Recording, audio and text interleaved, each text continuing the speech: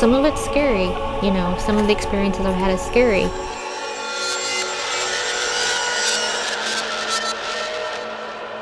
You don't know what it is. It's like from the unseen, but sometimes it'll filter through into this world, you know.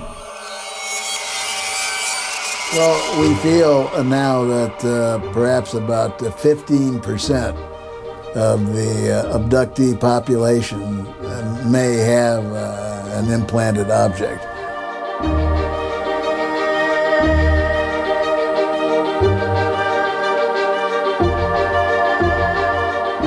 All the witnesses that watched it were all extremely excited, not only of seeing the craft itself, but knowing that we were getting it on the camera.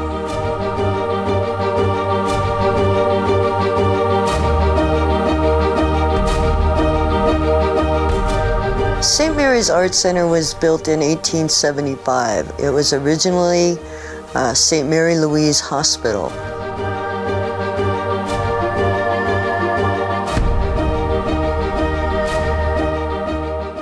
The clock is an ordinary clock. I've seen them for sale online between $6 and $7.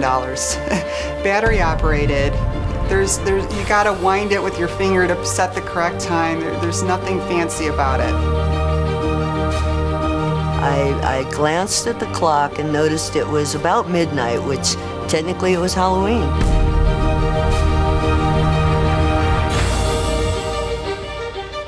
They looked up and the clock was just spinning. Are they trying to walk this night over or what?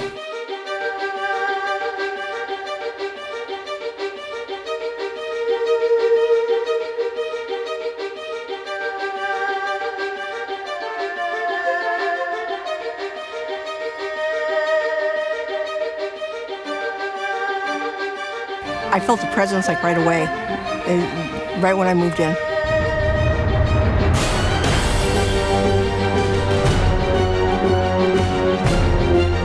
For some reason, I always would wake up at midnight. It would always be at midnight. I don't know why. It doesn't matter when I went to bed.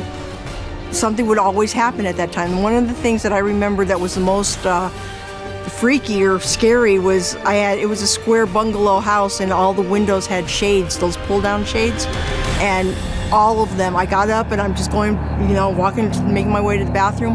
Every single one of those shades went up simultaneously and hard, spinning. As I'm walking through the door, the bedroom, sitting on the bunk bed was an apparition of an old man. And that's the first time I seen him, and I probably saw him, I think, 3 times the whole time I was there at the house.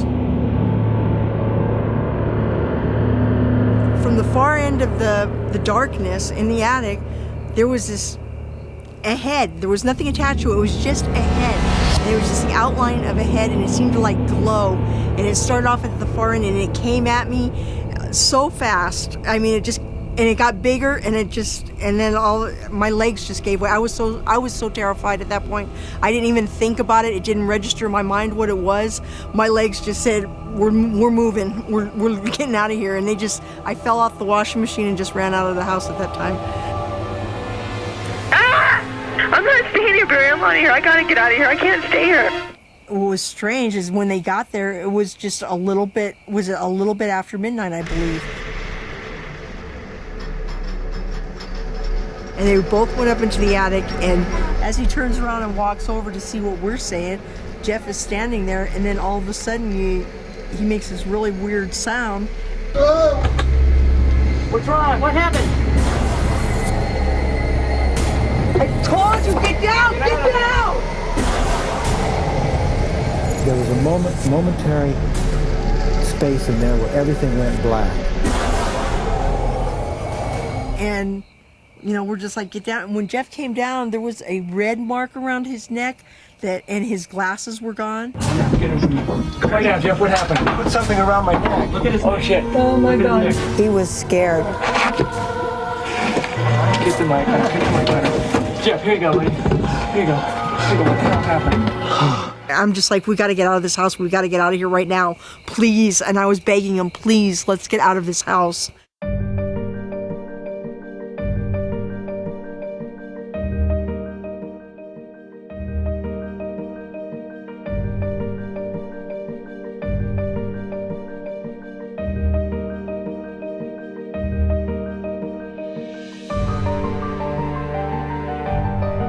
Two people have fallen from here.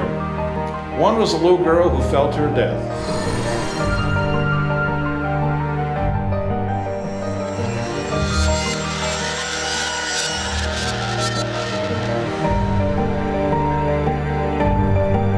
Michael's room, I'd say, is one of the most, if not the most active rooms here. It's named after Michael. He's a stonemason that was brought over here from Ireland. Now, Michael died in the vicinity of this room here. It wasn't a room at that time. Now, everybody that died was brought down here for an autopsy, okay? A lot of blood is going down that sink, folks. The bodies were kept in this cooler back here.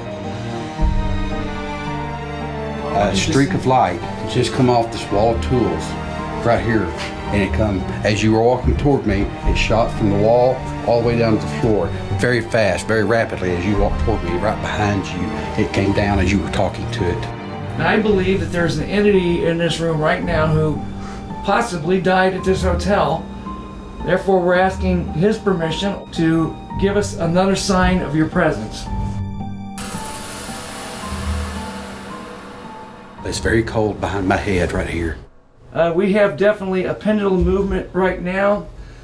I don't know what this is actually.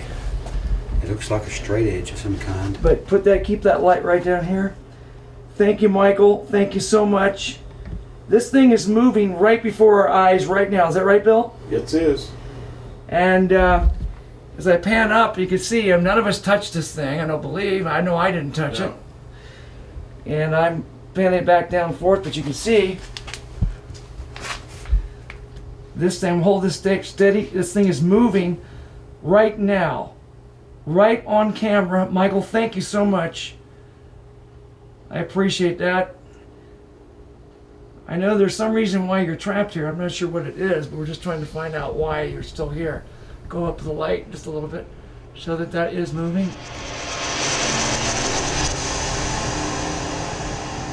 Anything that defies physics like that, I mean, there's not a wind blowing it, there's not any vibration, it's just continuing to move at the same pace. And we've said, anything that moves like that would eventually stop moving if something had moved it normally in a normal situation, in a normal world. Exactly.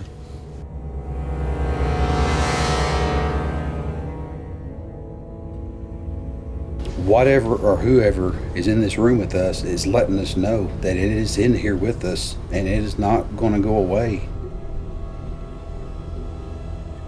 I'm thrilled to be here to see this.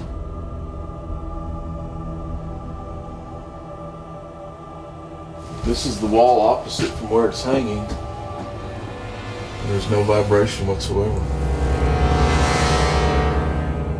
That thing started swinging back and forth, and it stayed doing it for at least an hour going back and forth. Never slowed down. It changed its pattern a little bit, but it never slowed down. And there was no vibration, no wind, nothing to move it except something unexplainable.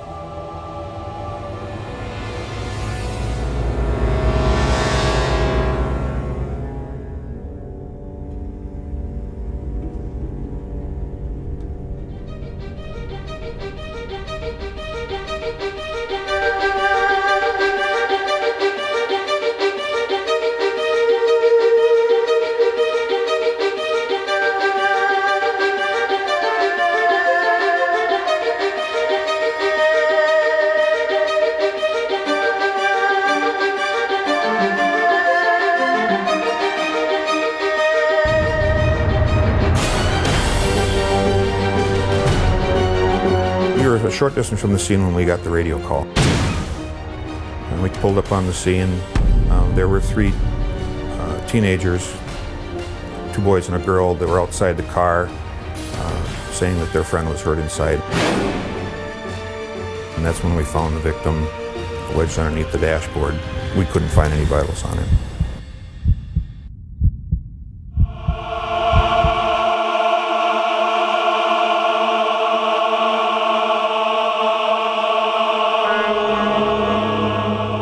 some images on the pictures that definitely weren't there when I was taking the pictures, and that I didn't have any explanation for.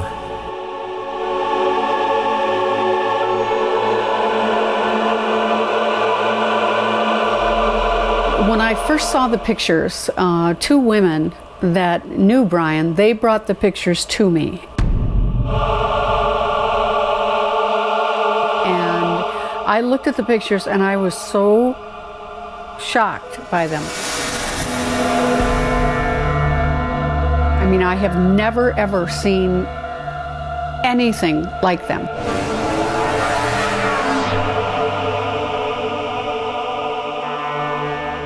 Above the vehicle, about even with where the passenger would be sitting, the front seat passenger would be sitting, there was a clear image of a face that appeared to be in agony, on a scream.